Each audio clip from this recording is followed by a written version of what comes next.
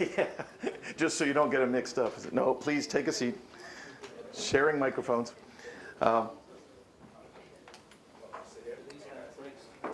Hello again. I'm going to still try to talk very slowly and get this as close as possible. This part of the supplier forums is generally a chance for everybody in the room to ask questions if possible. We've had quite a few very, very nice questions on the Slido app so far, and we're going to start with those. We want to do a little health and safety here with our proponents. Nobody get too close to that edge, please. Mind the gap. And don't be rolling off. But so we're going to start with a couple of the Slido questions. We have two individuals out there that have microphones. So if you do have a question, we'll get to a certain point and I'll ask if there are any questions in the room. Just raise your hand. The people will bring you a microphone. Please wait till the microphone arrives so that we can make sure to get your question on recorded, and for the translators in case they have to translate something or the question as well. So I would ask the panel just to start with a brief introduction in case you forgot who we were or you can't read what's up here. Just quickly, Helen. Oh yeah, we're gonna have to get. You can hear me? Helen, Djäknegren, Aerospace. You're tired of listening to my voice today. You know who I am. Earl, Capozzi, Pratt, Whitney. I'm Jake Liu, General Electric Company. I'm going to be the quality leader for GE Madisonville. Jim Sakai from IHI. Welcome, Jake.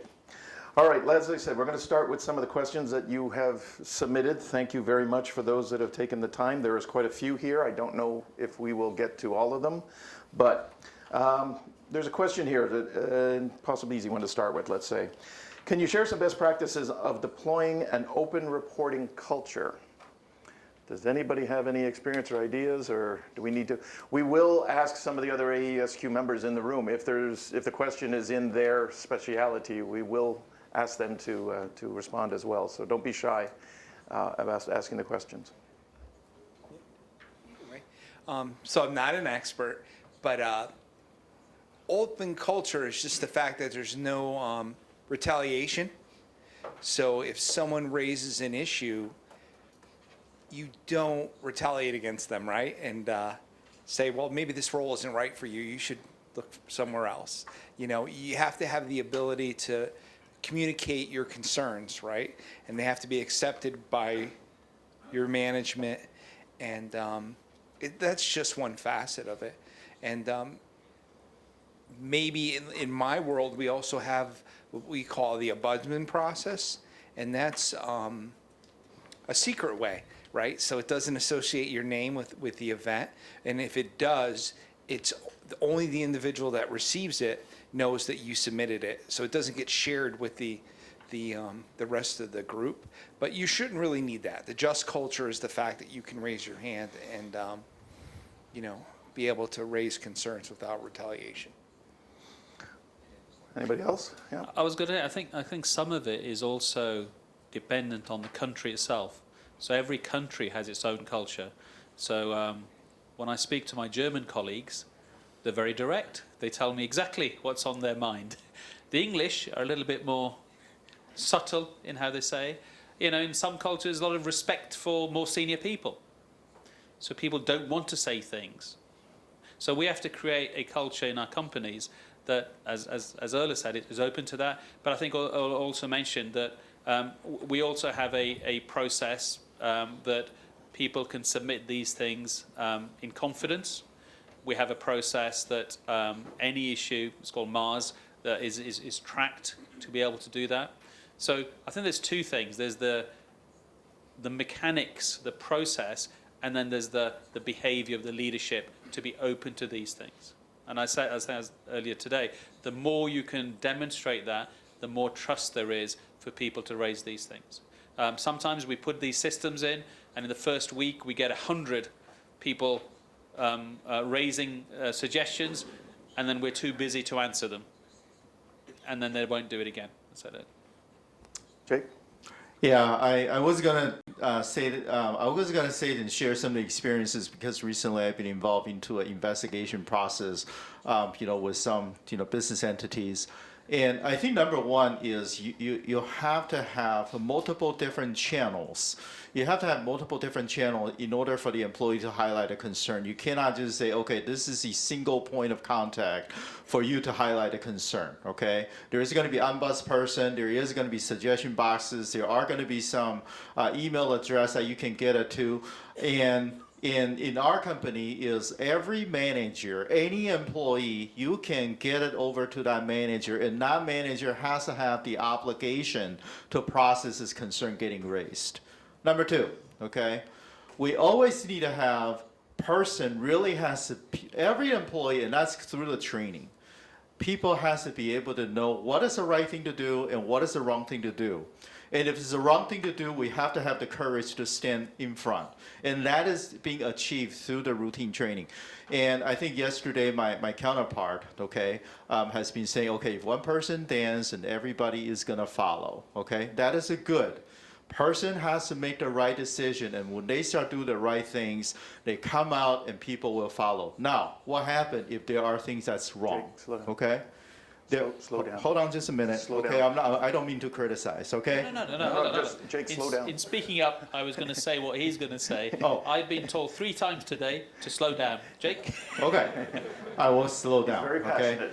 Yeah, very passionate.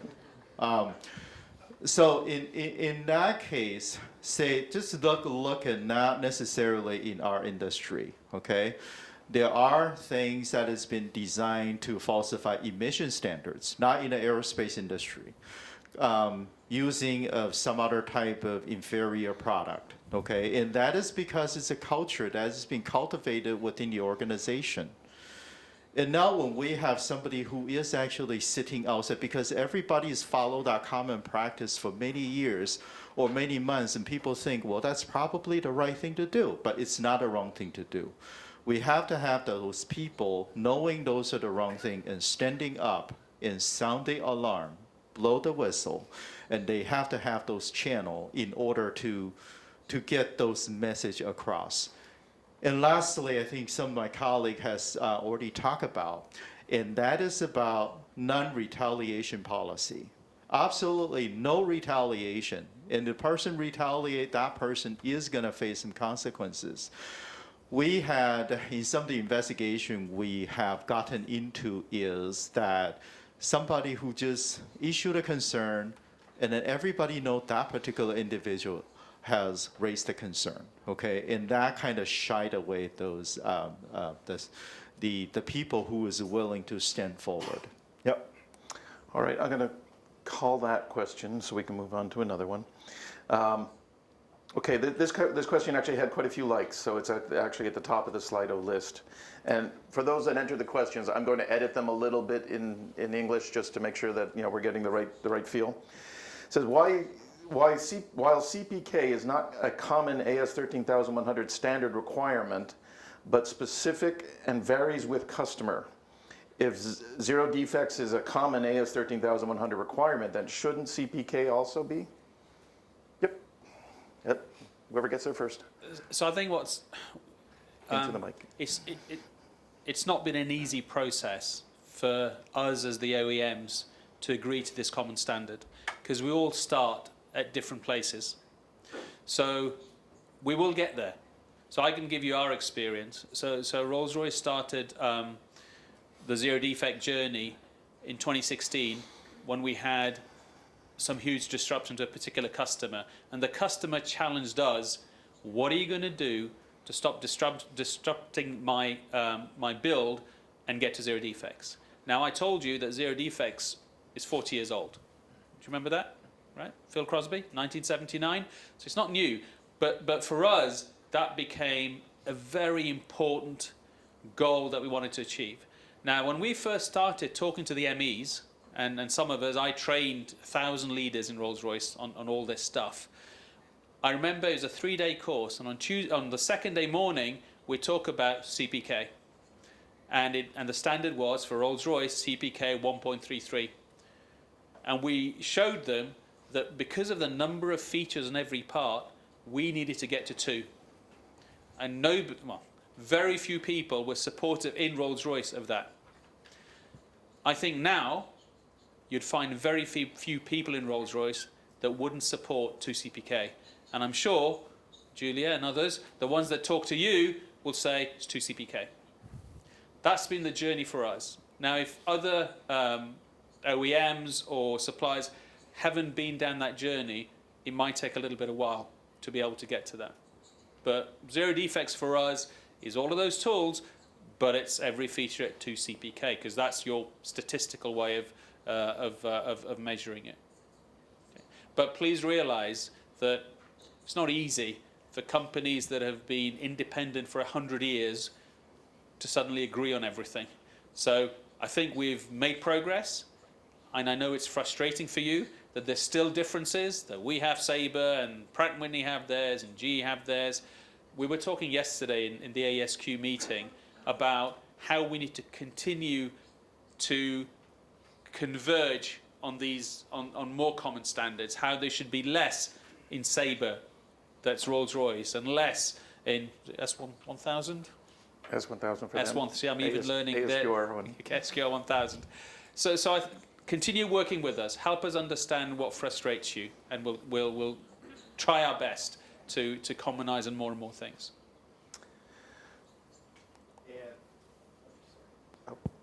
And I'm going to answer this in a slightly different way, okay? The customer is going to determine our success, and the customer is going to tell us that, say, that, okay, we're going to have your aircraft to fly in this altitude and sustain in those kind of environment, or this kind of harsh condition. Now, there are a lot of times, depending how the engine and component and interface is going to be designed, okay? There are going to be companies which they're going to be designing their component according to the mechanical design, and some is going to be flying the engine with chemistry, okay? So some of it is, okay, in order to meet this harsh requirement, I got this outer diameter, I got this inner diameter, they gotta have the CPK of 2.0 in order to fit it in there, so I will be able to meet our design characteristic that is going to be required by the customer. There is going to be some other type of the design we say, okay, yeah, we can kind of compensate it through the chemistry, through the sophisticated coating and grain size and etc. I am going to design my tolerances a lot smaller, but however, our manufacturing capability through the machining tolerances, I can sustain that for 1.33. Okay, so it really all depends on how the overall design is going to make the best match into the overall performance of the product that's supplying into the customer. Hopefully, I'm speaking slow enough. All right. Could I add one comment? Absolutely. You're getting the next question, so yeah, sure. Okay. So I also think it's super important that you design for manufacturing, which really means that you design with all the aspects that you were talking about. That is all about the functionality of the product and so on. But of course also realize what a production process can, or a manufacturing process can do. And I'm really convinced that we have a lot more to learn to make the requirements with the capability. And then CPK 2.0 is going to be a piece of pie. Okay? All right. Next question is actually for Helen. I know she has an answer because she was yelling at me about this subject at lunch, so it's pretty simple. Oh, sorry, in the taxi on the way this morning. Talking about what I think in my presentation on the audits, the auditor qualifications, the new 3 table 5, 6, and 7 that we're coming out with. The question is, will the 3 auditor competencies apply to both internal audits and supplier audits? What do you think? Well, we have an obligation to do audits internally, but we also have an obligation to do surveillance of our suppliers. And it would be utterly strange if it requires a lot of competence to do an audit internally in our organization, and then we could send whoever to do it outside. So in my world, the requirements applies to both doing internal audit within the organization and external audit at the supplier. Would you agree, Jim? I would agree. Yep, that would have been my answer, but I'm not allowed to answer. Now, the audit requirements, the section entitled Internal Audits in AS 13100 is, of course, for those that are receiving a PO from one of us, for example, that have it as a contractual requirement, but then they're required to flow that requirement down to their sub-tiers. So the internal audit requirement becomes a requirement for the sub-tier. Conducting supplier audits, and this is what Helen and I were discussing, conducting supplier audits is just a normal part of business. There's no specific requirement to conduct supplier audits, even in the supply management or the sub-tier management section of 13,100. But it's a normal part of business. So when that happens, we use those qualifications to make sure that the sub-tiers meet the requirements of 13,100, even though they're getting it from a tier 1 supplier, for example. Okay. Human factors question. The dirty dozen of human factors are a little bit difficult to understand for small and medium-sized suppliers because there's so much information. Are there a simpler set of equal factors? Or any comment on the idea that it's awful complicated for the small supplier? Okay, it's almost like the 7 wastes. Everybody heard the 7 wastes or the 8 wastes? It doesn't matter how big or small a company you are, you will still have every one of those dirty dozen I described. So I think we need to be careful. We need to simplify, but we need to be careful that we don't oversimplify. It's 12 things, right? I think some of it is because maybe people are new to this, and we've presented you today with a lifetime of information. So I know it's difficult to absorb, but that's why I think it's important that you think about what it is you don't know, and develop yourself and your companies to that understanding. So the dirty dozen have been around, I think, for 30 years. And we need to be careful around trying to take parts out. Okay? And the common sense. I would just add, that's a good topic to go to the reference material that was created. And if that's not clear, then raise an issue. One of the things I think we'll share at the end is how you can raise a concern or ask a question. But the reference material, we put a lot of energy in human factors. Yeah, I was going to say, in a GE's training, in a human factor, we actually go into analyze the different parts of human brain and how the decision making are through the human brain process. And therefore, the humans make mistake. This is how the human makes mistakes. So when you start looking into that perspective, there is many different combinations and permutations of possibility. It can happen into the human decision making and therefore causing the error. Now, the very first time I saw Rolls-Royce was presenting those 30 dozen and get through their FMEA of the human factor, I thought it was very good because if going by our technique, there is going to be so many possibilities, but in looking into that Rolls-Royce approach, that is a very systematic way to categorize what those human factor errors that could have happened and what are some of the risk level, okay? So, just listening to the question, I may not necessarily say there are too many. I think that has actually been simplified from a very, very long list. And they're not Rolls-Royce. We didn't create the dirty dozen. They existed as an industry standard. Canada. Even the Canadians invented something. First time I heard about you guys. Yeah, no, that's fine. That's fine. We're happy to help GE. But it is a standard. And I guess that's the other answer I'd like to say. We are all now familiar with the 8D process, right? Before 3100 and the RM for 8D, we used to have the 7-step process. And somebody else has the 8-step. And I see somebody else coming up with a 9-step. With some of this stuff, it's just good to standardize on one thing. And if it's 90% right and 100% of the people use it, it's better than trying to make it 100% right and 10% of the people use it. I don't know how that translates to. I hope you all understood what I said. Okay. All right. All right. Actually, this question is for you, Uzam. Given the audience, I think it would be very interesting to hear what you have to say about it. It's a pretty simple question. What discussions do we need to have with our management team to really get their support of 13100 implementation? Not that I'm sticking to you with a tough one, but I was thinking that I don't need to answer any question and leave it to Rolls-Royce, Pratt & Whitney, GE. But to discuss with our management, right? what discussions do you need? How do you, convince them to support whatever needs to be supported for 13100 is what I think this question's asking. Yeah, in case of IHI, it's currently becoming more common term to to make a zero defect.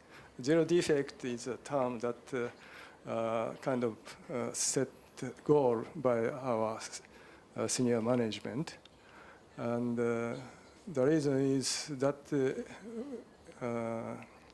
our management now understood that need to happen to achieve our business goal. So, and what the reason why we have now such a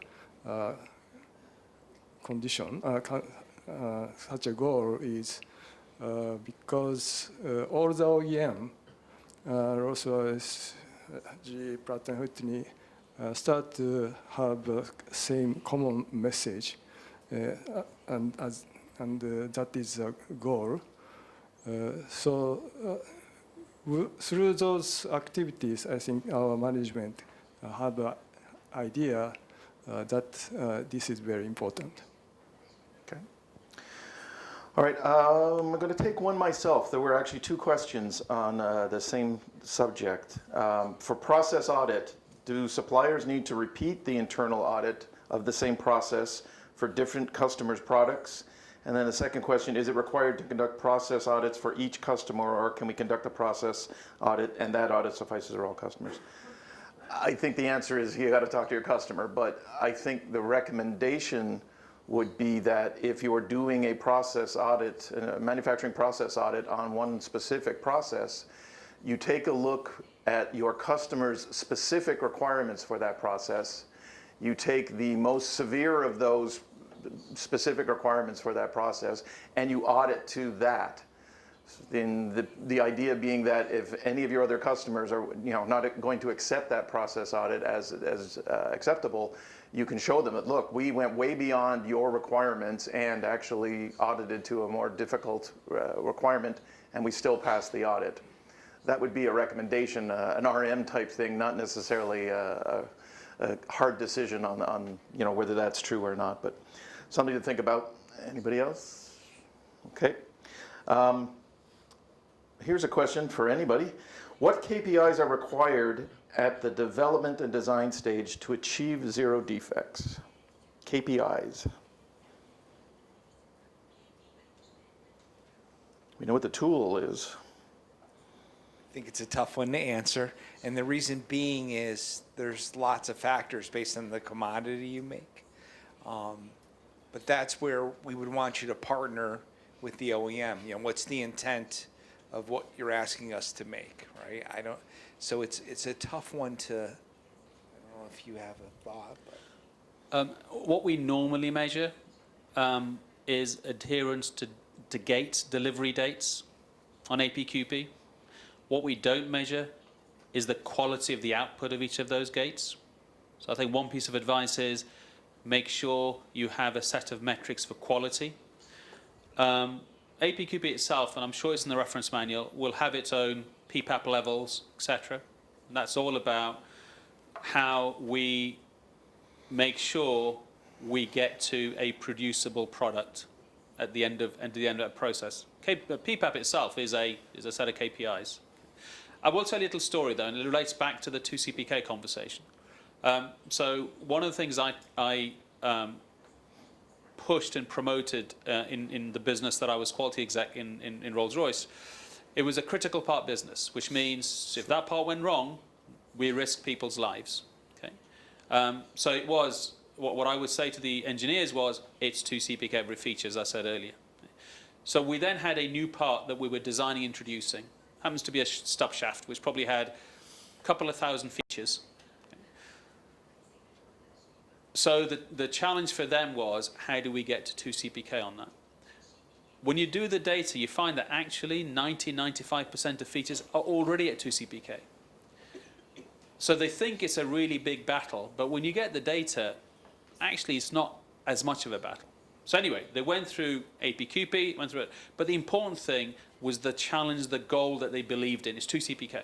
Because they could have gone through the gates, they could have ticked all the boxes, they could have done all the PFMEAs, and you end up with a part with 10, I'm speaking fast again. Jake, you can correct me as well. You end up with a part that has 20 concessions that they don't fix for 10 years. Okay? But we got them to believe in it. So the first 10 parts that were made of that particular new part, 8 of them were at 0 defects. We'd never done that before. And there were 2 that each had a defect. And what the lead for that program said was, I know, Uzam, you're going to ask me what those defects are and why, and we know how to fix them. So there's KPIs, but there's the policies and behaviors that we need to have through all of the APQP process that are important. I would just say, as I've said all day today, don't be scared. When we say 0 defect, don't be scared of it. And don't be last. Okay? Be first.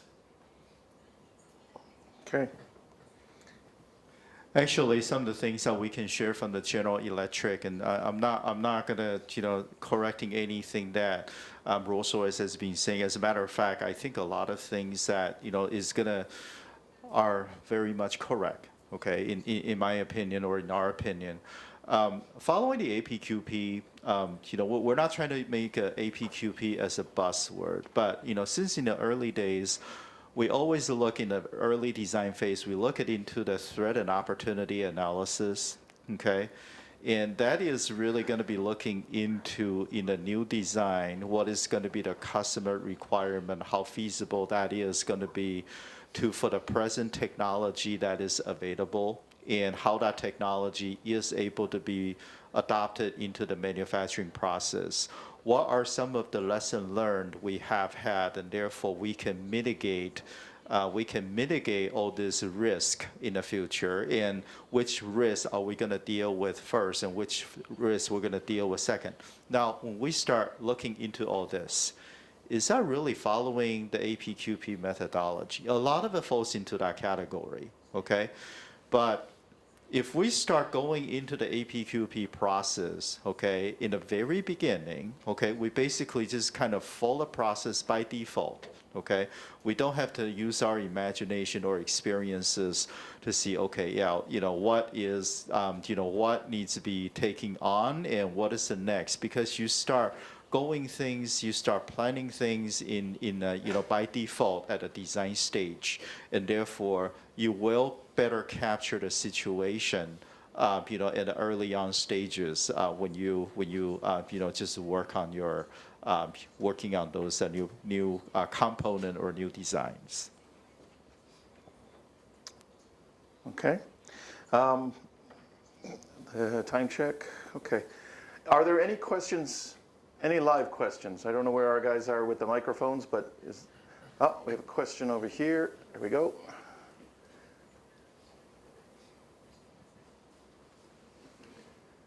日本語の質問なのでどなたか訳していただけると。We know what that meant. 13100で先ほどフラストレーションを集めてるということで、私の個人的なフラストレーションをお伝えしたいなと。He'd like to say something that he has feeling frustrated to A13100. で13100の中にタイプ1とかタイプ2、3、4いろいろあって9100の認証を取る取らないが決められていたかと思います。There are type 1, type 2 designation in the A13100 that require some certification of Registration. registration of 9100, etc. 一方で顧客要求であるセーバーですとかロールスロイスのセーバーだとかプラットの ASQR01 だとか GE の S1000 を見ると、9100の認証まではいらないようだとかがありますよね。Okay. On the other hand, each OEM's requirement is 1000 SQR01 saver does not necessarily require those registrations. あといろいろその AS13100 で書かれているカテゴリーよりも細かくタイプが特にロールスロイスのセーバーでは、ページ A42 ページぐらいにわたって書かれていてそこをまずはハーモナイズで一本化していただきたいというかその顧客ごとに違うところが私は個人的にフラストレーションがあるところです。And in case of some OEM requirement, there is a very detailed requirement for those registration categories. And that's what he sees the biggest gap in A3100 and other OEM requirement. So and that's his frustration, and would like to have more unified. そこがシンプルにならないと我々の会社からまたサプライヤーさんサプライチェーン全体にわたって混乱が生じてしまう可能性が大いにあるのではないでしょうかと。Yeah, unless those registration requirement is not unified between OEMs, that might have a difficulty to simplify application of this requirement. First, thank you for your question. You have to be brave to do that, and that's good. And that's what we want. That's part of the just culture, right? Are your concerns around special processes? スペシャルプロセスについてだけじゃなくて、いやスペシャルプロセスじゃなくて簡単に言うと9100の認証取れっていう、OEM の要求もあれば、そこまではいらないよイクイバレントまででいいよっていう。So especially he's talking about 9100 registration requirement. Okay, because I'm amongst friends, the hang up or the sticking point with AS13100 Rev A was that very topic. And We tried to align more, right. and And we couldn't agree. the ballot failed. We had it in the text. We tried to align so there was less differences between the OEMs, and it didn't go through. So we're still working. But full disclosure, very likely ballot A will come out and there'll still be some tension there that we're going to address hopefully next time. What I mean by that is the supply base is very diverse. So there's very small suppliers, there's very large suppliers, and we would love everyone to be 9100 certified, but one of the sticking points for GE and Pratt is that right now that's not very feasible for this size of the supply base, around the world, but especially in the United States, there's a lot of very small suppliers. Registered, yeah. Right, to be registered. They have to meet the requirements. My European counterparts really want to raise the bar and get to zero defects. So if you don't require the certification, how do you expect to be there? So hence the sticking point, and we're trying to work through that, to be honest. Yeah, this is all very hard, right?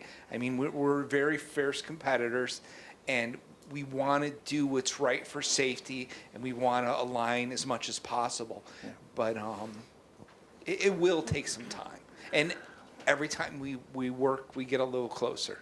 AS13100 was a big step in that direction. With that said, just to reinforce too, the committee published 5 standards, right? And they were about to publish 2 more around audit. And then we took a pause and said, we didn't make things easier because you had my friend over here had a very large S1000. We had an AESQ R1, Sabre, Saffron, so on and so forth, safe. So that's when we took the pause and we combined the documents. So as I said, sometimes AS13100 appears to be scary, but a lot of those elements in there have been in place for a long, long time. But we're going to continue to work on refining. Thank you very much for your support. And One small person, you mentioned ASQR1 specifically. We know that our specific document still is not 100% clear. Earl and I are the authors of ASQR1, so we are working on that as well. Besides the AS13100, we're hoping to make it clear the exceptions you were talking about, I think, before. So. One more comment from me. We spent now almost a day talking about things that you perceive as perhaps new requirements, and some of them are old and has been around for a very long time.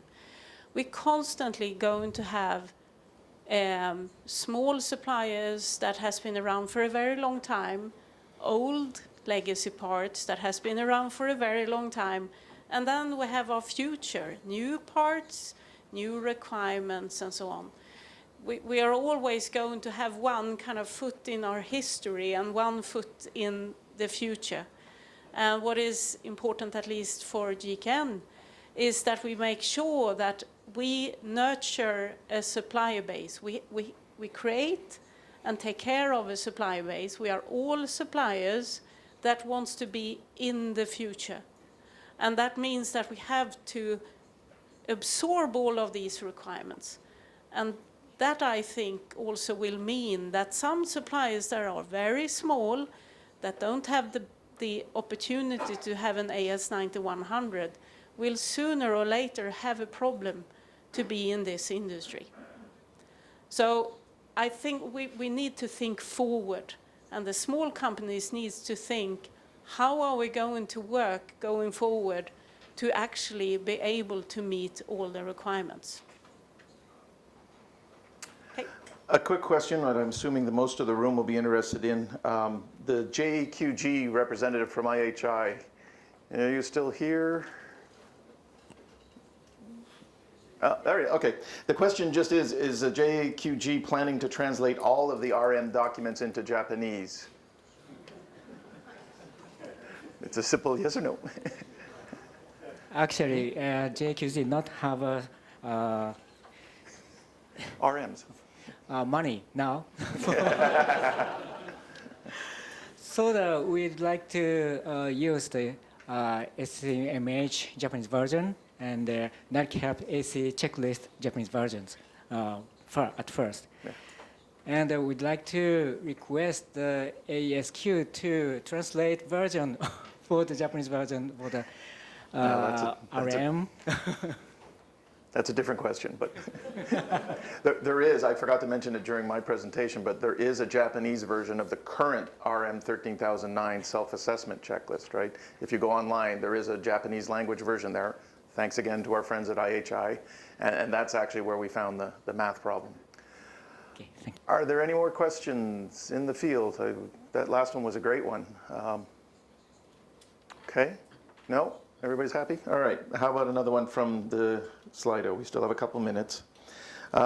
It seems that AS13100 doesn't include a KPI definition for measuring the level to achieve the requirement target. So basically to AS13100 implementation.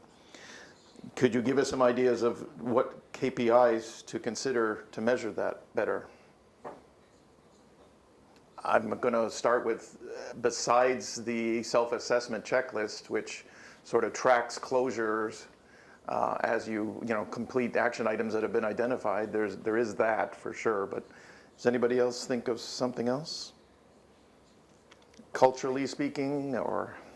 I do know that the SMIG team, the experts for 9145, Chapter B, are working on a readiness assessment to help you gauge your readiness for APQP, right? Because already PPAP validates you did APQP read correctly, but that's being developed. So I think that'll be an aid to help. Thank you. And I was going to say the KPI is important, especially when you try to do your self-assessment, how many is open and how many you feel is closure. But it's also very important that you also get those kind of feedback from your customers when a customer coming in and do your audit. That is actually another perspective. When the customer, OEMs, any of us coming in, start doing the audit of your to the AS13100 requirement, and from their feedback, this, from their point of view, if this element, are you compliant or not complying or partially compliant? And after that, there is going to be a summary, there is going to be observation and finding coming out. Those would also be a very valuable information that you can use it as one of the key performance indicators. Okay, panel, we have 5 minutes. Two very new questions just came in. Can anybody please share how your company is assisting with the zero defect journey activities with your suppliers? Anybody doing? And we look to you, my friend. Well, we have a couple of our supply quality managers in the audience. Hello, Julia. Hello, Noel. Their day job is to support the companies that they look after on their zero defect journeys. Yeah, sometimes we get distracted by managing escapes, etc. So how do we do it? I showed you a little, you'll have forgotten by now, but I showed you a little chart earlier about we want suppliers that are fully capable, fully committed. Okay. We also want suppliers that will achieve zero defect product with minimal support from us, because we have very limited resource. So we will help in, I guess, the things that are important to us. And we have really capable people like Julia and Noel here who support. A large part, I think, of where Rolls-Royce is going is to work through the AESQ, to provide standardized stuff rather than us do it individually. And that's the power of this forum and this collaboration. By doing it collectively, we hopefully minimize the different messages you receive. So I guess the simple answer is get as capable as you can. If you still need help, and unfortunately, because our resources are limited, if it's help that you need that's important to us, then there are people available. But there are not too many of them. So we have to be very selective on what we can find. So one more comment for me is also that sometimes working with suppliers, it feels like the supplier don't want to tell what internal problems they have. And for me, I think a relationship between the supplier and the customer is super important.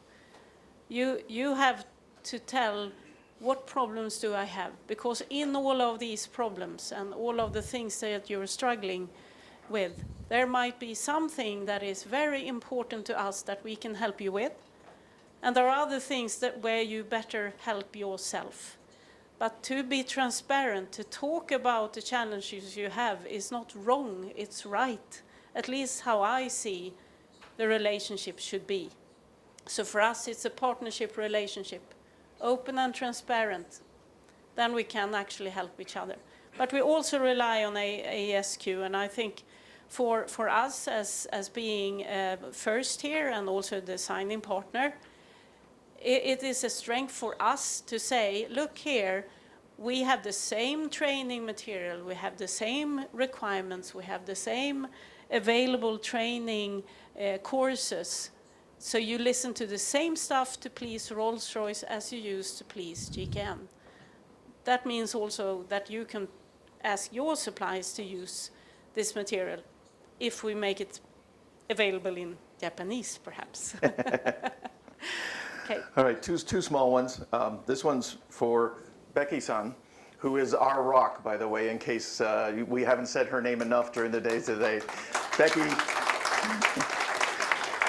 Becky works for the SAE. She is our coordinator. She is our rock. She is our thing. Just it's an interesting idea. Will the AS 13100 standard eventually become IA 13100, like the 9100 series? I didn't expect an answer, but oh yeah, I never thought about that. So AESQ has no plans to make AS 13100 part of an IEQG standard. AESQ is a separate organization. They develop their own standards. So as far as I understand from this group, AS 13100 will remain an AS standard by itself. It's an interesting thought. All right. But I think what I would add, I would add, Jim, is that we are increasingly talking to the various other stakeholders in this industry to continue to get alignment. Okay, so again, we don't want, whilst the engine manufacturers may go, just as Helen has just said, we are converging, we have one standard, we appreciate there's lots of other standards you also have to comply to. But it's one step at a time. So IEQG, we are in contact with IEQG, and we want to continue that collaboration with them as well. The last question was just another sort of suggestion. At future AESQ forums, will airframers and operators be invited to have significant inputs to the forum? I can answer that. We have had Boeing representatives present at our forums. Our October forum, in case anybody is available, our October forum is going to be up in the northwest of the United States in Oregon. So there is a likelihood, if we can, we would ask somebody to come down from Boeing and again talk to us. They're a little busy these days, but maybe we could still convince somebody to make an appearance. We have met in Toulouse, France. We had a tour of Airbus, and Airbus was in the room most of the 3 days that we were there. And so yes, the answer is we are letting the airframers know what we're doing, and they're very happy so far with what we're doing. Anybody? Okay. Well, we are out of time. Thank you, panel. Thank you very much. Oh, hold on. I just have one thought. We spent a lot of time talking about human factors, and I talked about safety management a couple times.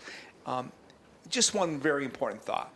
That isn't just within your organization, right? That's from your suppliers and their suppliers, and the same thing. That same thing goes with us as customers.